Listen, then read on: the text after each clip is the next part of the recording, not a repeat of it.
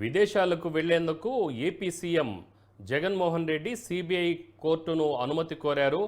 London, Switzerland, France వెళ్లేందుకు అనుమతి కోరారు. ఈ నెల 17 నుంచి జూన్ 1వ తేదీ మధ్యలో ఎప్పుడైనా సరే అనుమతి ఇవ్వొచ్చని జగన్ కోరారు.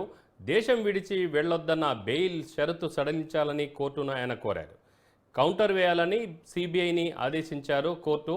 విచారణ రేపటికి వాయిదా పడింది.